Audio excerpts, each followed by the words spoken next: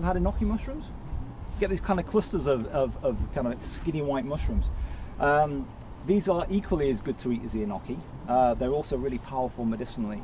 So these have antiviral activity, and they've got immune-stimulating polysaccharides that exert profound anti-cancer activity. I mean, certainly in the Western world, our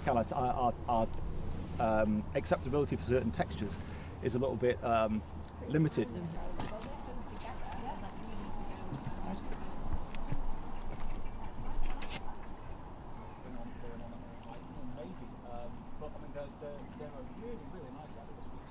It's easy to cultivate, but the native strains of it are very rare and therefore protected. So introduction of rogue or foreign strains is problematic, but that's happening all the time through travel. Natural means, yeah. You know, there are species that are cropping up in this country, from far-flung places. Every decade there's a handful of species which are suddenly new to the UK and taking over. These are tawny funnels then. Yeah.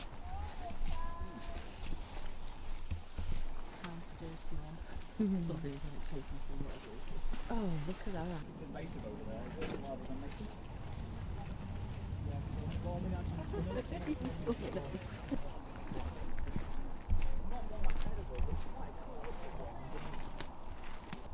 There's something behind us. This is known as the sheathed wood tuft, and a sheath is something which protects.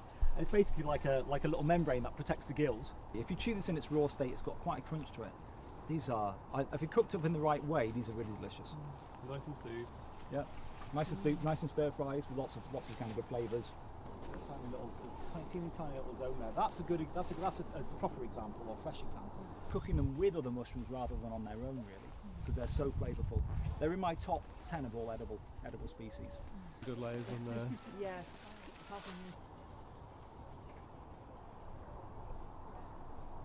That's perfect. Yeah. Yeah, that's it. Yes, Is it? Yes. Yeah. Right. Yeah. And then as they mature, they start to dissolve into ink, and you can see. Wow. Okay. So this is a species. Part of the Magna Carta was written in ink made of this mushroom. Cool. If you do pick large ones, holding them up to light is a good idea, because you can sometimes see these. If they're there, you can see them very clearly as these little kind of white specks inside the mushroom. That's a great example, though. It's a perfect. Yeah. Which way are we going? We're getting lost. Happens so easily.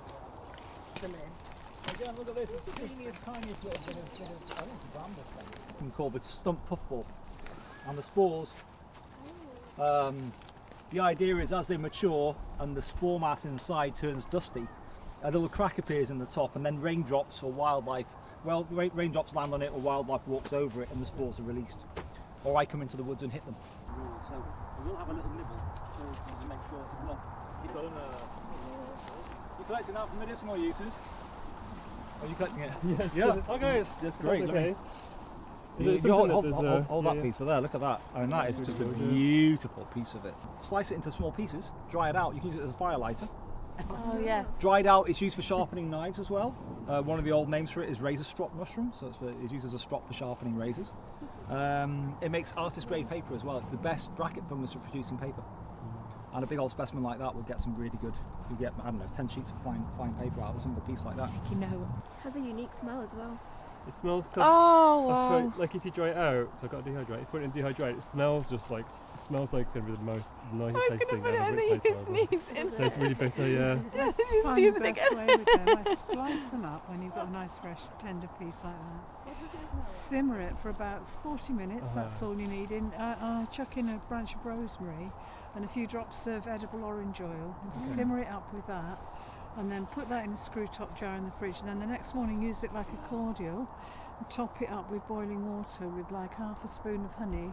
No bitterness, absolutely beautiful, wow, and really thirst quenching as well. Yeah. Wow. That's your best recipe. Yeah. Best recipe I've come across. Yeah. Amazing. Enjoy.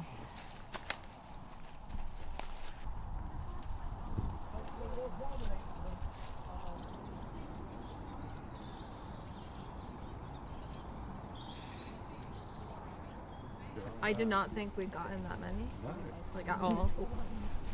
Well, it's a slow process, and there's a lot of us, and you're just getting a little bit from here, and a little That's bit from true, there, and a yeah. bit from there, and a Oh, bit those from there. oysters though. There you go, guys. I'll set this up over there. So, shaggy parasol. This one here is called the Prince, and it's actually related to the button mushroom. And whilst it's been very cold recently, this does feel quite intact.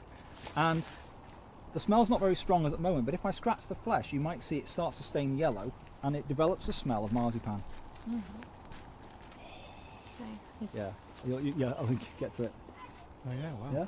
If you pop them on here, I'll make a cut. I'll move this out of the way and just put that down on the surface so it doesn't fall. But we'll pile up the edible species in there. Before I put them in the pan, I'll make sure that they're all edible.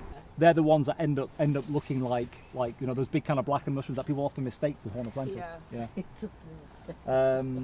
So locations that are good for chanterelles are often good for horn of plenty, and the locations that are good for winter chanterelles are good for horn of plenty. And there aren't many of those places around Manchester, sadly.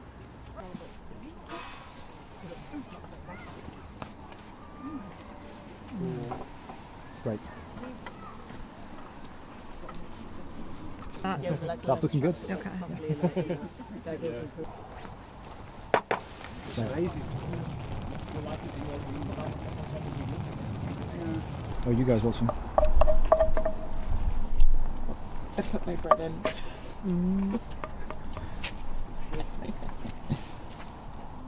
There you go. That's one. I'm going to keep a bit back for myself, but also Chris if she shows up. I think she's around somewhere. Great.